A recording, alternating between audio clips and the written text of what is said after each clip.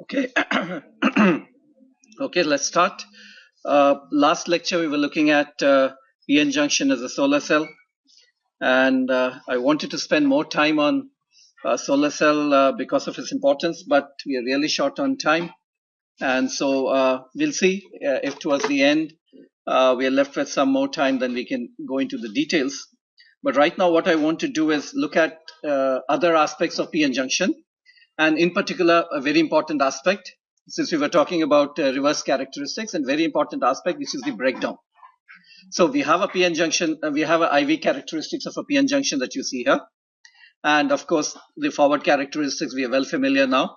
We have seen that it's exponential, and it may be a double exponential at lower, you have a 2 kT term here, and then in between you have kT plus 2 kT and all that in the forward characteristics. In the reverse characteristics, we also saw, you can't see the current here, but we saw that at least in silicon, most of the reverse current comes from generation within the depletion region here. And this was the current that we saw you can alter by light, and the light also contributes to generation and the reverse current here. But we also know that as you go to higher and higher reverse voltages, eventually the reverse current begins to increase dramatically, and we call this particular process as the breakdown. And what we want to do is understand the breakdown and find out what are the factors it depends on, the breakdown voltage here. Okay, so the key parameter or the key phenomena which causes a breakdown in PN junction diodes is what we call as impact ionization. And the idea here is that when you have an electron or a hole moving in an electric field, let's say the field points in this direction here, and you have an electron, then the electron, of course, will move opposite to the direction of the field, and it gains energy. And as it moves, it gains energy. You know that the electron moves and it gets scattered and then moves again and gets scattered here. But if it gains enough energy, then what can happen is, as it travels, gains enough energy, it can cause a generation of another electron hole pair, right? So the extra energy that it gained, it transfers to the lattice, which results in a generation of another electron hole pair. And this is what we called as impact ionization. Ionization, we know, is like pulling an electron out of a system is called ionization. And this is like you're rupturing a bond, pulling an electron out into this electron we know is in the conduction band. So you've pulled an electron from the conduction band, from the valence band into the conduction band here. That's how you get a free electron in a hole here, right? So this is an ionization which is occurring, and occurring because of impact. The earlier electron which was there, it gained enough energy, transferred its energy to the lattice, and created another electron hole pair. So this is the key phenomena, impact ionization here. And so what this impact ionization can do, if it becomes significant, it can lead to multiplication. And we call this multiplication avalanche multiplication. It's like an avalanche building. So the idea is as follows. Suppose I have one electron. We are talking about reverse bias. So we have one electron. Electrons remember, will flow from P to N, and holes are flowing from N to P in reverse bias here. So if you have one electron, which is, let's say, incident here, then what can happen is, note that as this electron travels, it gains enough energy and causes impact ionization, and you end up getting two electrons in a hole. Now those two electrons that are there here generated, they will further move, they will cause impact ionization, and you'll get 4 electrons. Those 4 electrons will then move, and then they impact ionize, and you get 8. So you are getting a multiplication. One is entering, one electron is entering, and gradually you get 2, you get 4, you get 8, 16, 32, and it gets multiplied, right? So that's what is happening to the electrons. Now the holes which were generated, now remember, the holes are going to move towards the left, and the holes are going to multiply as well. So the hole starts from here, and then it causes impact ionization, and you get 2 holes and 4 holes and all of that here. So what happens is, you take one electron, and let's say it enters into the depletion region, the high energy region here, and at the end, what you may get is a lot of electrons coming out. And obviously, for every extra electron that you generated, you also generated a hole, so you get a lot of holes coming out here. So what we have is a multiplication process. One electron entered the depletion region, and out came out so many number of electrons here, and therefore we have a concept of multiplication coefficient, right? So multiplication coefficient is what? So we are performing a sort of thought experiment. We are saying one electron enters, right? One enters, and what came out at the other end is the electron density at the other end, nxn here. And so nxn divided by 1 is what we call as multiplication coefficient, right? So because of impact ionization, the electron is getting multiplied. And now what is the breakdown condition? So mathematically we define breakdown condition as a condition when multiplication becomes very high, tends to infinity, right? So one electron enters in and you have huge number of electrons coming out from the other end, and multiplication has become very high, tending towards infinity here. So that's the breakdown condition. So if I want to evaluate what is the breakdown voltage of my PN junction diode, what I need to do is I need to obtain expression for ME, the multiplication coefficient, and then look at it under the limit that this goes to infinity, and from there then we get the expression for the breakdown voltage of a PN junction diode here. So let's do that. Now, as I said, the key phenomena here is impact ionization, and which is described by two parameters, which are called ionization coefficient. So we have electron ionization coefficient alpha n, and we have hole ionization coefficient alpha p. What is the definition of ionization coefficient? Well, alpha n dx is the probability that an electron causes an impact ionization within a small distance dx. Okay, so alpha n has units of 1 over length, and 1 over length multiplied by length gives you a probability. Okay, so alpha n dx is the probability that an electron causes impact ionization. Alpha p is a probability that a hole causes an impact ionization, right? Generally, alpha n is different from alpha p, but we'll use a very simple model where we assume that alpha n equal to alpha p. And obviously, you would expect ionization coefficient to be strongly dependent on electric field. If I have low electric field, then obviously my electron will not ionize. If I have high electric field, then the electron has greater probability of ionizing. And therefore, you expect a strong function of field here, and this is what you find. For silicon, a very simple model for ionization coefficient is alpha n goes as 1.8 into 10 power minus 35. Field, everything is in volt per centimeter. So field to the power 7. Okay, so it's a strong function of electric field here. So that's the ionization coefficient. Now, ionization coefficients can be measured experimentally, and you can fit a expression, and this is a simple model. So we'll start with the fact that we know the ionization coefficient in silicon, which goes in this particular manner. And from there, we have to derive an expression for breakdown voltage. So the idea is as follows.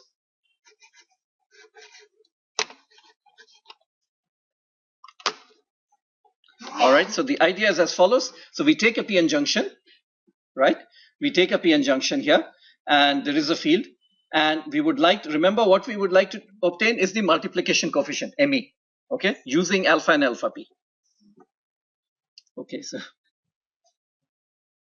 all right, okay, all right, so the idea is that we want to calculate multiplication coefficient with this alpha and alpha p, the ionization coefficient here. So what we do is, as we said, we'll assume that one electron is entering, and we would like to calculate how many electrons are exiting. Okay, so and as we said, the electron is getting multiplied here. So we have, let's talk about how many extra electrons are generated in this small region here. So D and X. So already remember, one is entering, and at every point you have certain electron density, right? You have NX here. And similarly, within the depletion region, you have hole density, which is PX here. So let's say the electron density here is NX. Now, how many extra electron hole pairs are generated in this particular region?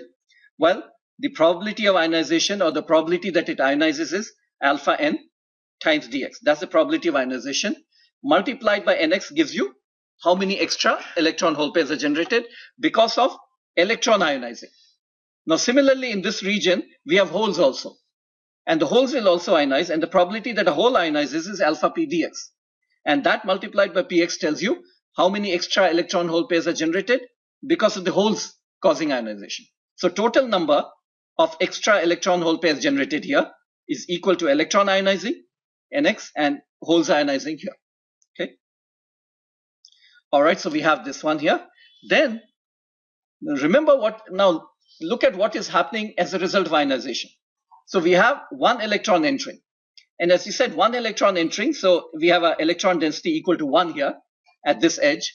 And then as a result of multiplication, the electron density is building up, right? Building up. And what comes out is NXN. Now, similarly, what happens to the hole density? The hole density goes like this here. Remember what is happening? All these holes which are generated here, they will all come out here. So the hole density is very small here, but the hole density is building up like this here. Hole density starts from here. Remember, no hole is entering from here. We've assumed that only one electron is entering from here. And all the holes which are generated here, they will come out here. All the holes which are generated in this part, they will all come out here. So the hole density actually increases like this here. And it's easy to see that the sum of the two is going to be NXN. The number of electron density plus the number of holes will be equal to whatever is the total number of electrons that came out. And so the sum is equal to NXN. So what we can do is now, we can take Px from here in terms of Nx and substitute it here. So we'll get a differential equation only in terms of N, electron density. All right, so that's what we have done. We have taken P out from here and substituted it here. And we get dN by dx equal to alpha n minus alpha pnx plus alpha pnx in here. And now, since we have a very simple model that we are building, we are assuming alpha n equal to alpha p. Ionization coefficients for both of them are the same. So the first term drops out. Alpha p equal to alpha n, we're just calling it alpha. So dN by dx is alpha nx in here. And now it's a simple first order differential equation. We integrate it from minus xp to xn throughout the depletion region. And similarly, the right hand side also.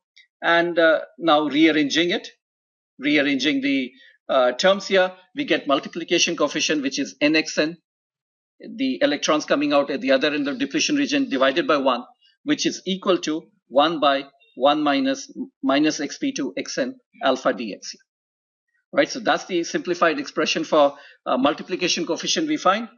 And the breakdown occurs when we say multiplication coefficient goes to infinity, which means basically that this term here goes to 1.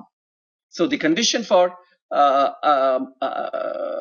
breakdown is that minus xp to xn alpha ionization coefficient multiplied by dx should be equal to 1. Okay, and as I said, if you use different expressions for alpha n and alpha p, you'll get a more complicated expression, more accurate. But this one sort of captures the basic idea of how breakdown occurs here. So minus xp to xn alpha dx should be equal to 1. And now what we have is, we have expression for alpha. Alpha goes as 1.8 into 10 power minus 35 f to the power 7 here. So what we need to do is take this expression, put it here, and integrate over the entire depletion width. Right? Now we know that electric field inside the depletion width changes. We know how electric field changes here. So we know f as a function of x, and therefore we can perform this particular integral here. Now what I'm going to do is do it for a diode which is P plus N. P plus is heavily doped and N is lightly doped. So as it shows here, there's very little depletion region in the P type. All the depletion region is on the N side here, right? And for that, it's easy to, we have done Poisson's equation. It's easy to show that the electric field goes as Q by ES ND W minus X here. At X equal to W here, so this is depletion width. We are ignoring this XP term here. Xn is nothing but depletion width. So at X equal to W, field goes to 0 here. And at X equal to 0, which is here, field is maximum. So we have an expression for field like this here. So what we'll do is we'll take alpha, which goes as field to the power 7. Field goes in this particular manner, and we integrate.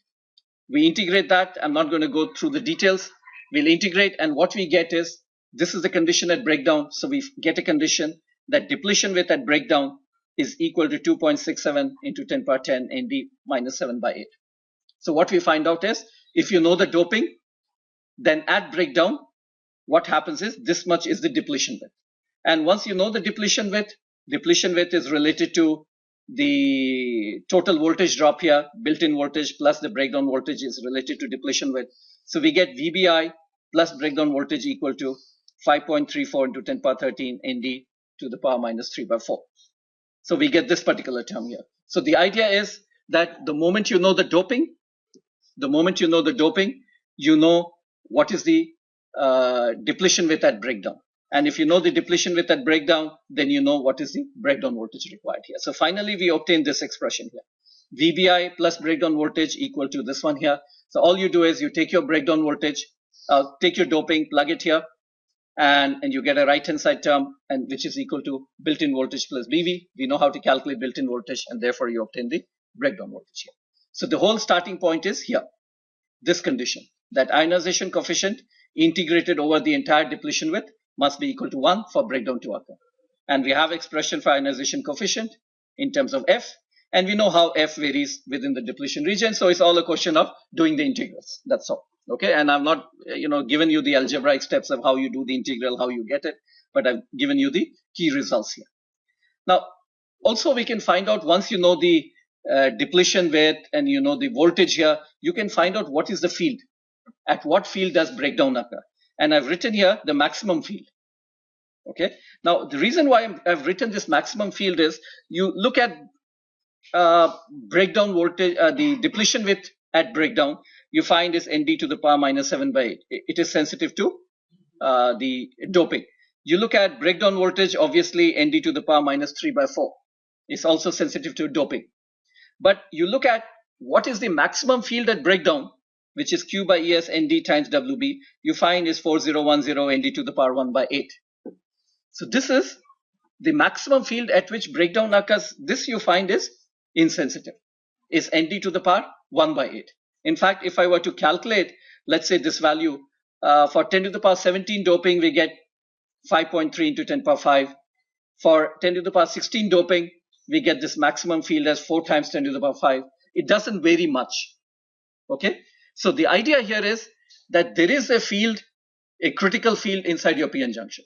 The moment your maximum field exceeds this critical value, breakdown will occur. And this critical field doesn't depend too much on doping. So as a first order approximation, many times what people do is they say that breakdown will occur whenever maximum field exceeds a critical field of around 3 times 10 to the power 5. The numbers that we are getting is around 4 or 5. This is a more common value that people take, which is 3 times 10 to the power 5. So how do you evaluate breakdown voltage in a PN junction diode? Well, all that you have to do is compute the maximum field in a PN junction diode, which we have done by solution of Poisson's equation. What is the maximum field? If the maximum field exceeds this value, the diode is already in the breakdown mode, right? And so all you need to do is find out at what voltage your field inside the device reaches this value here. And once you calculate that voltage, that's the breakdown voltage. So we have a simplified way of obtaining the breakdown voltage in any PN junction diode. Is that voltage at which the field exceeds 3 times 10 to the power 5. That's it. Okay. If you want to do more accurate calculation, then of course you go ahead and use these expressions here, right? So this will give you as a function of ND and all of that. And as I said, you can build more complicated models where you don't have to assume alpha n equal to alpha p and then do more accurate calculation. But the simplest way of quickly estimating what the breakdown voltage of your diode is, find out the voltage at which the field exceeds this value here, 3 times 10 to the power 5. Okay. So let's do a calculation of breakdown voltage. Take out a sheet and let's do that. Let's calculate breakdown voltage.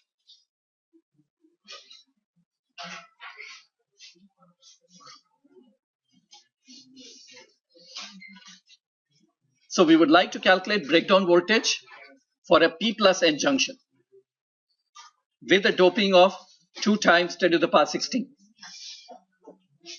The moment I say P plus N, the P plus doping is not required. All that you know is very high, 10 to the power 19 of that order. Okay.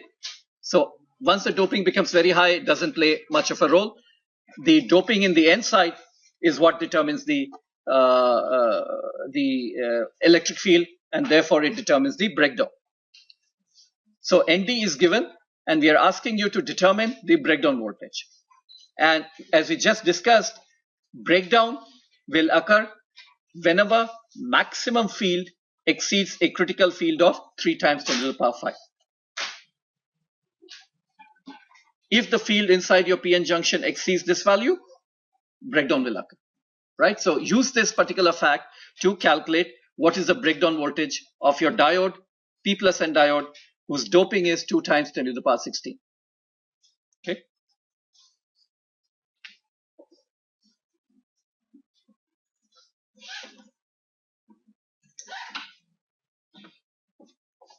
for the first case, I'll lead you through it. Well, you need to know now, as I said, maximum field has to exceed this value here. So you need to know for a P plus N diode, what is the expression for maximum field? Well, it's this one here, Q by ES, permittivity ND times W here. And then once you know the maximum field, what is the maximum field at breakdown? F max, 3 times 10 power 5, right? So we know the left-hand side here. We know the doping here, right? We know the doping is given. So you can calculate W. And once you know W, then the total voltage drop across the junction, built-in voltage plus breakdown, is half QND W by ES into W here. So once you know W, you can plug it here, and then you can get VBI plus breakdown. And once you know VBI, then you can determine the breakdown voltage. So these are the steps. Breakdown occurs when maximum field exceeds this value. Write down the expression for maximum field, which is here. Estimate the depletion with W. Once you have W, plug it in the second expression and get the left-hand side VBI plus breakdown voltage here. And then obtain the breakdown voltage. All right, if you guys, if you've forgotten how to get this one here, these expressions you don't really have to remember. It's all very simple. All that you have to know is field as a function of X, how will it go in a PN junction? Remember, P is on this side, P plus, and N is on this side. So in which direction is the field? P here and N here, the field is from, field points from N to P. On the N side, you have positively charged donor atoms. On the P side, you have negatively charged. So the field points from here to here, right? So it's negative. So it's going to look like this here. The field looks like this here, okay? Now, why is it linear? Linearly varying with X? Remember this Poisson's equation. That's very simple to remember. Del F by del X is rho by ES, right? What is rho on this side? Q times ND. So what is the slope of this line? Q ND by ES. That's the slope of this line. What is the field here? 0. So how do you calculate the field at this point? Slope, which is Q by ES into ND. This is the slope. Multiplied by what? The depletion width, which is W here. Right? So that's how you get the first term here. This is the maximum field. And this is the depletion width here, W. And so you use Poisson's equation, del F by del X is rho by epsilon S, and you use Poisson's equation to get this value here. So field, you get F max through this one here. And once you know the field, how do you get the voltage drop? Voltage drop is, ignore this small region here. Because when you have P plus, this region is very small. So it's almost like a triangle here. It starts from here and goes here. So what is the voltage drop? Is the area under the field. So the voltage drop will be equal to total voltage drop across the junction, which is VBI plus breakdown, equal to half area under triangle F max. F max is this one here, multiplied by W. Okay.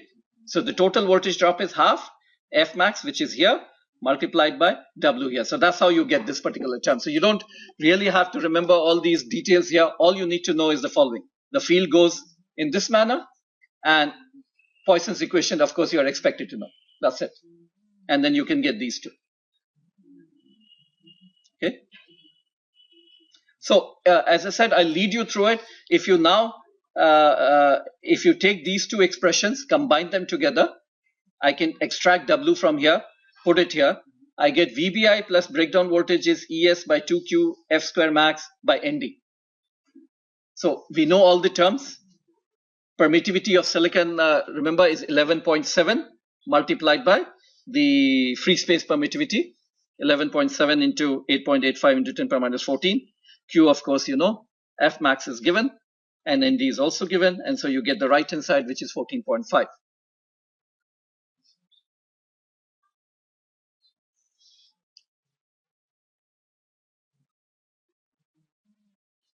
Right, so this is a key diagram here. This diagram here tells you how field varies within the junction and how to calculate F max and how the overall voltage is related to W and F max here. So these are straightforward results from this particular diagram. So VBI plus breakdown is equal to 14.5 volt. The next issue is, how do I get VBI?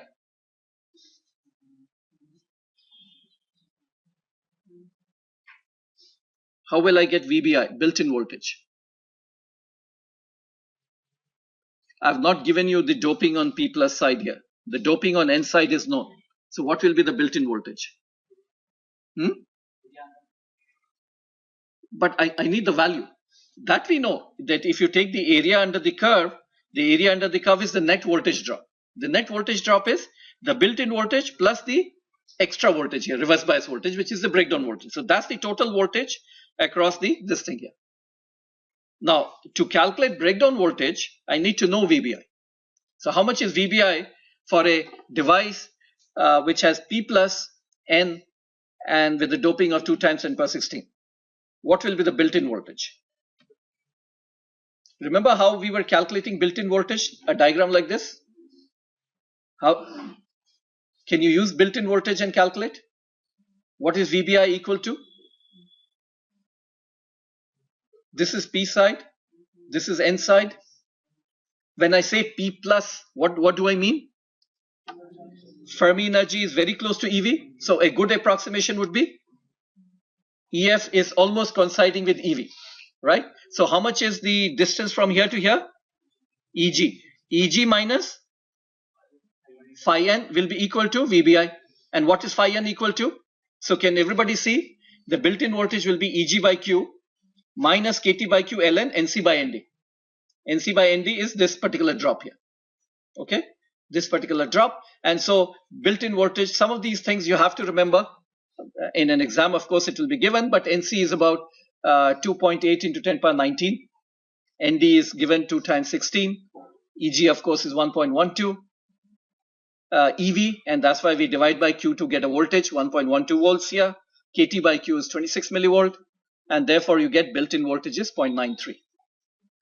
And the breakdown voltage then, VBI plus breakdown is 14.5, and breakdown voltage turns out to be 13.6 volt. So it's a small breakdown voltage, okay? Relatively small breakdown voltage of a PN junction diode. These are again, as I said, simplified values. The actual values will of course differ because we have assumed this value is true if you assume that your breakdown occurs at a critical field of 3 times 10 power 5. Breakdown may occur at a slightly higher field, maybe 4 times 10 power 5, so you'll get a different number, okay? So don't push too much premium on the number itself, but the process by which we estimate. Okay. Now look at this expression here. We just said that breakdown voltage VBI plus breakdown voltage is this term here, ES 2Q F square max by ND. And if breakdown voltage is really large, then VBI is usually small, less than a volt. So if breakdown voltage is large, let's say 50 volt or 100 volt.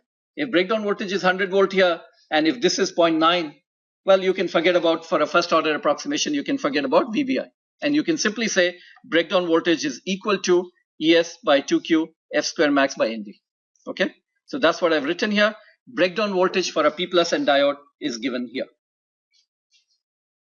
Now what is interesting is F max is a constant, 2Q ES is everything is a constant, and so what it is showing is breakdown voltage is inversely proportional to doping. The less the doping, the higher the breakdown voltage. That's one of the key results here. Higher doped junctions here, breakdown voltage will become small. Okay, so that's how you control breakdown voltage here.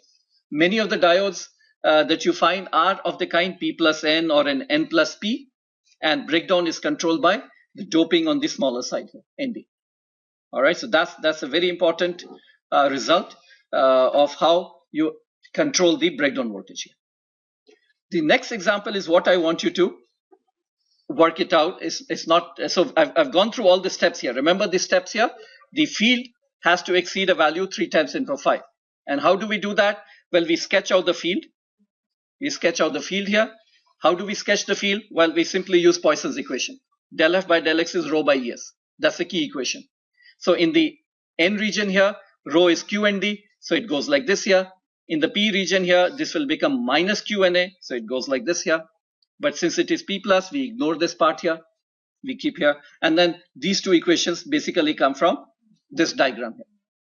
Okay, so with that in mind, let's find out a breakdown voltage for a P plus I N plus junction with the I region thickness of 10 micron. All right, so this is my diode. Slightly, the calculations are very easy, but you have to think a little bit. P plus I N plus. So I have a heavily doped P plus region here, intrinsic, no doping, and I have N plus, again, very high doping. And as I said, when you have very high doping, you don't need to know the value of the doping. It's irrelevant. Okay, so in this case, what will be the breakdown voltage?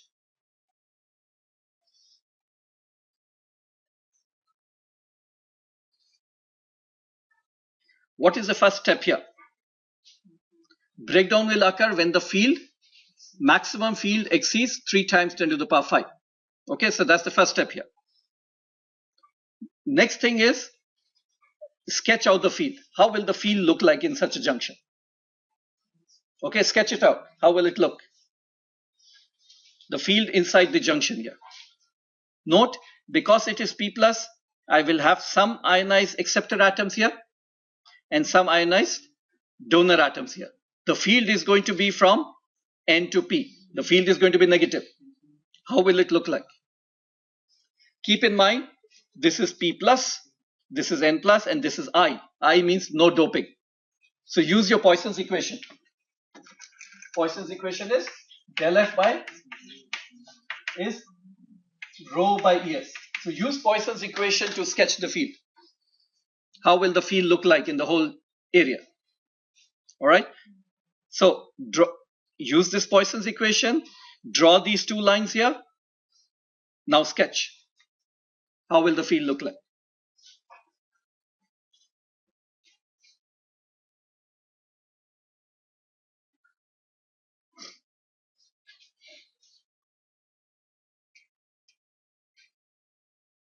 This is important because you can have different kinds of PN junction diodes.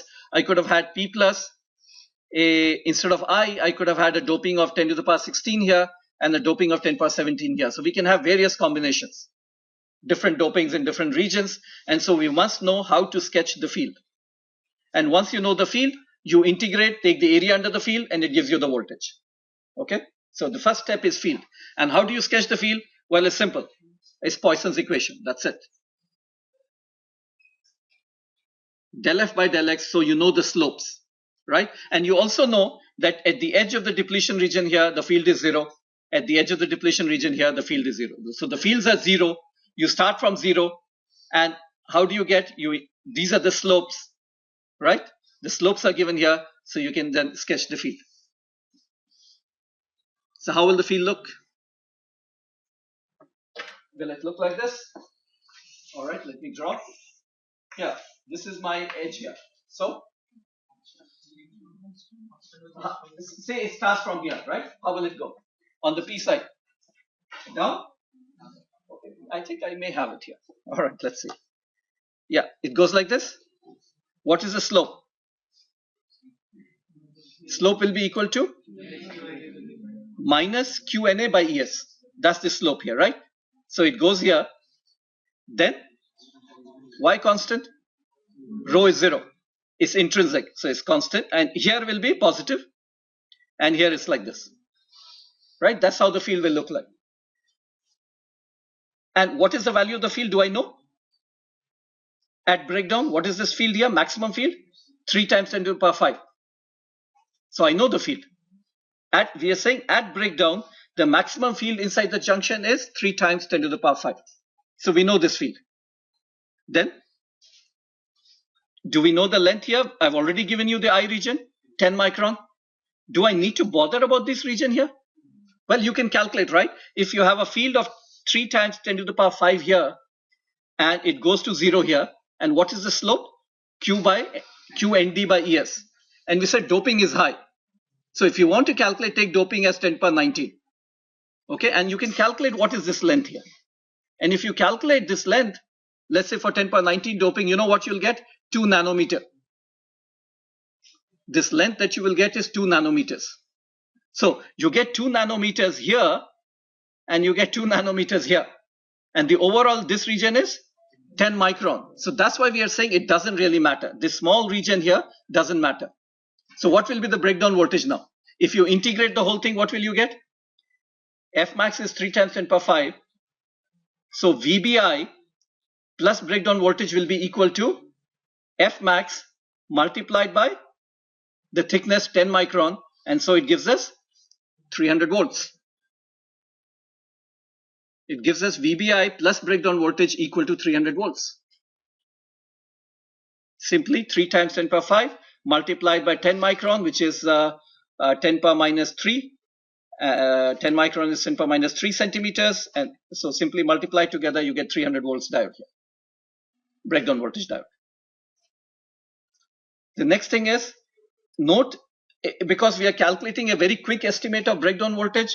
So if breakdown voltage, VBI will be what?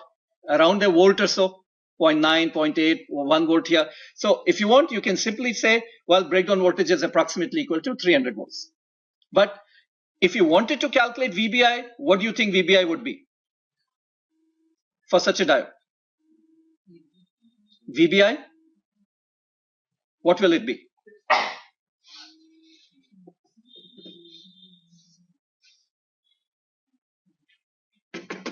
Well, sketch the diagram here, band diagram. So VBI you get for sketching the band diagram. This is very P plus. It's almost coincides with the valence band. N plus almost coincides with the valence band. So what is QVBI? QVBI is basically equal to EG, very close to EG. So it's about 1.1. So when you take P plus I, N plus, the VBI voltage is very close to 1. And so all you can do is, we got 300 volts, subtract 1.1, so about 299 or so. That's the breakdown voltage. Okay. So that's how you calculate breakdown voltage. So the steps are the same. I could have given you any doping profile. For example, I could have given you P plus, a doping ND1, and a doping ND2. And what you have to do is sketch the electric field. And from the sketch the electric field, take the maximum value. And after that, integrate the area under the curve, which will give you VBI plus BV, obtain an estimate for VBI, and therefore you have breakdown voltage. Okay, so these are the steps. We'll have homework problems where you can practice this. Okay. All right, this is interesting. Many times, the PN junction that you get is not a planar PN junction. Planar in the sense that I have P plus and I have N like this as an infinite plane. I don't have that. What I have is cylindrical. Often when you make devices, you get a cylindrical junction. So you get, you have all this region here, which is P plus, but at the end you have like this here. And therefore, the depletion width is also then goes in this manner here, cylindrical. Now, when you do that, it is interesting now, as you would expect, the breakdown voltage depends on what? The maximum electric field. And maximum electric field, will it depend on the curvature here? Maximum electric field in a junction? I mean, the sharper the curvature or more the curvature, you know that the fields are high, right? So what happens is breakdown voltage depends not just on doping, but it depends on what this curvature is. Okay, so in this case, what you have to do is you again have to solve Poisson's equation, but you have to solve Poisson's equation not in Cartesian coordinate, but in cylindrical coordinate. And in cylindrical coordinate, the Poisson's equation looks like this: 1 by r, d by dr, r into fr. Note that because cylindrical, so the field lines are all in the r direction. The field lines are all in the r direction here. So this is what the Poisson's equation looks like now. In Cartesian coordinates, it was simply df by dx equal to minus q and d by es. But now in cylindrical coordinates, is 1 over r, d by dr, r into fr, minus q and d by es. So if you integrate that, if you integrate it from the junction onwards, this is the depletion width here, so the electric field goes to 0 here. So Rd is nothing but the depletion width. And this is where the junction is. So it's not a planar junction, it's a cylindrical junction here. So if you integrate it once, this is the expression that you get for Fr. So now, when does breakdown occur? Well, breakdown will occur when the field at the junction reaches 3 times 10 power 5. So this is what we have to put as 3 times 10 power 5. Now, 3 times 10 power 5, if you put here, left-hand side, now note that as R becomes smaller, I will reach that particular limit sooner, right? So that's how you, so you put 3 times 10 power 5, you have a particular doping, you have a particular RJ here, junction here, and from there you calculate RD here. So for maximum field will occur at the junction, and you have to put R equal to RJ. Put R equal to RJ here and RJ here, and RD gives you the depletion width. So what you do is you put left-hand side 3 times 10 power 5, you know the doping, you know RJ, the junction depth, and from there you calculate the depletion width RD. Once you calculate depletion width, if you take once more the integral of this, you can show that built-in voltage plus breakdown voltages is simply an integral of this, is this one here. All right. So the steps are put 3 times 10 power 5 here, get a value of RD from here. Once you get a value of RD, plug it here, RD here and RD here, and then you get VBI plus breakdown voltage.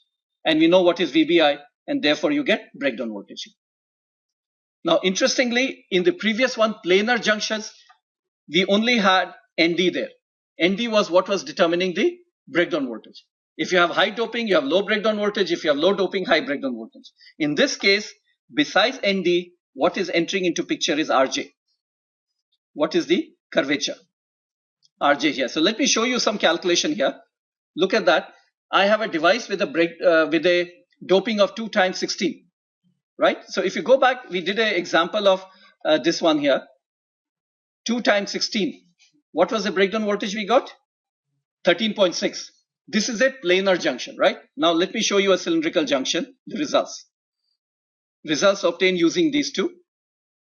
So if you have 10 micron junction depth, why am I calling it junction depth?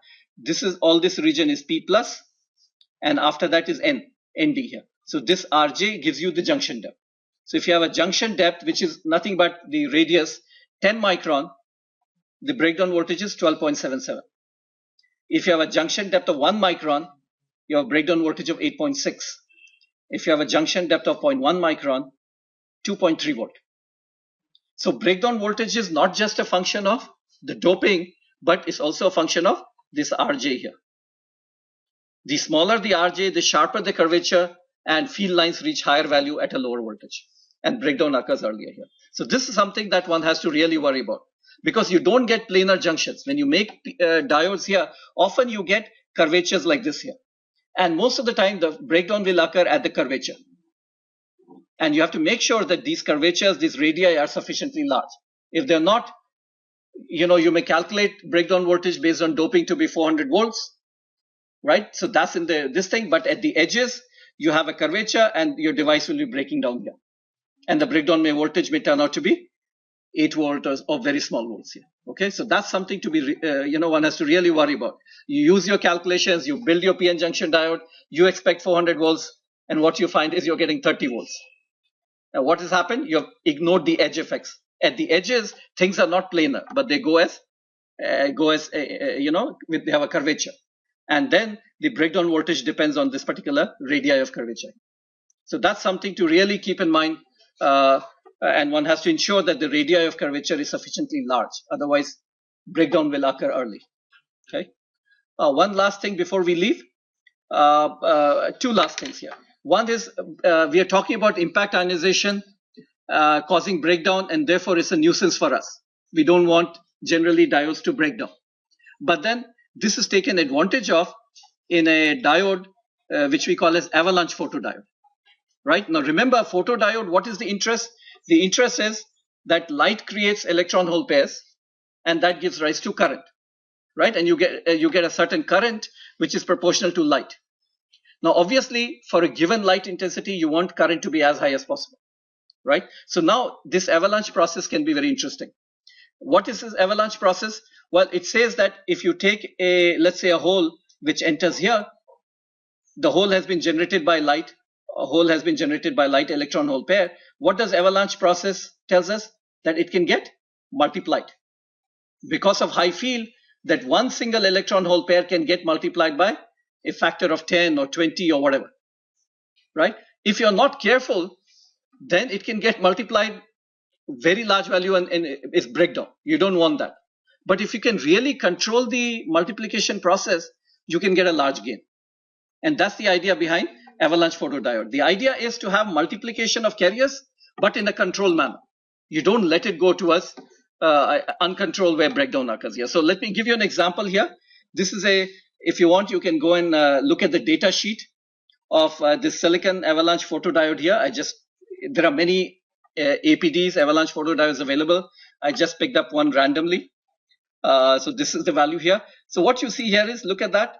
They say that you can get a gain now. Because, if you don't have avalanche process, you have a certain electron hole pairs generated and you get a certain current. But if you have an avalanche process, you get a gain. And what kind of gain can you get? See, when they apply 50 volts, they can get a gain of 2, 3, 4, around 5. You get a gain of 5. But then as you increase the voltage, what happens? The field goes up. And as the field goes up, ionization goes up and you start getting higher gain here. So you can get a gain of 10 and then you can get a gain of 100. But then as you go higher, you know that now what is happening here? Gain is really building up. You're going towards the breakdown mode here. So you don't want to be here, right? You don't want to be here because a little bit further you go and it becomes uncontrolled. It becomes very large here. But what you're seeing here is, if you bias your device somewhere here, 130 or somewhere here, well, you can get gain of 40 or 50, right? So you shine light. If you use a normal diode, you get a current of, let's say, 1 nanoampere. But then you use avalanche multiplication process and you get a current of 50 nanoamperes. So you get more sensitivity. But then you must be wondering, every advantage has to come at a price. And the price that comes in is the impact ionization and all that you see, these are random in nature, right? An electron goes in, it may ionize or may not ionize. It's a probabilistic process. So when you use impact ionization, what do you get? You get noise. Whenever you have probabilistic process, you get noise here. So this higher gain that you get, 40 or 50, is accompanied by higher bit of noise also. So there's a balancing act that you have to do. Is the gain that I get more than, and it justifies the little bit of noise that I get or not? Those are the questions that you have to answer, and you have to look at a system. But what I wanted to point out was that you can use avalanche process to your advantage, and you can get gain. And so this is a very popular photodiode where avalanche multiplication is used to obtain higher sensitivity. One last thing, which is the Zener breakdown. All of you guys have heard of Zener diodes. By the way, whether a diode breaks down by avalanche process or by Zener process, the diodes are always known as Zener diodes. Okay, so in the market, when you read Zener diodes, doesn't mean that it breaks down by Zener mechanism. Okay, it often breaks down by avalanche mechanism here. But Zener, so what I'm talking about is not Zener diode. I'm talking about a breakdown mechanism which is called Zener breakdown mechanism here. And this occurs in heavily doped junction. And so the basic idea is, in a normal PN junction diode, you know that reverse current flows because I have some electrons here and the electron flows from P to N. But in Zener, so in a reverse bias, you want electrons to flow from P to N. But there are very few electrons in P and therefore very little current flows. But note, there are very few electrons in the conduction band, yes. But there are lots of electrons in the valence band, right? And so you're asking electrons to flow from left to right. I have very little electrons here, but I have a lot of electrons here. But then why is it that they can't flow? Well, they see a barrier here. They see a barrier here, they can't flow here. But then if you apply very high electric field, what happens is an electron from valence band can tunnel through the barrier here and come out to the other side into the conduction band. All right. So this is the process, tunneling process, that occurs when fields are very, very high. This barrier that you see here, this thickness of the barrier, this becomes very narrow. When this thickness of the barrier becomes something like 40 angstrom, 30 angstrom, or 20 angstrom, then you can get very significant tunneling. And then it's not multiplication and all of that process. Simply electron from here, from the valence band, is tunneling into the conduction band, and you get large current here. So this is what we call as the Zener breakdown mechanism. And it occurs in heavily doped junctions here. The field required are often very, very high, 2 times 10 power 6 here. So if you look at this particular number, as I said, the barrier has to be very thin for this to occur, and you require high field. And therefore, you must be wondering, if you look at this field, that avalanche occurs at 3 times 10 power 5, and you're saying this occurs at 2 times 10 power 6, so this will never occur then. I will always have breakdown due to avalanche, but that's not true. Things are a little bit more complicated. Avalanche breakdown occurs when you have field of 3 times 10 power 5, and you have a sufficiently large depletion region also, because the carriers have to move, impact, ionize, and all that. In this case, the fields are very large, depletion region is extremely narrow, and therefore avalanche doesn't occur, but Zener breakdown mechanism occurs. Okay, so let's stop here.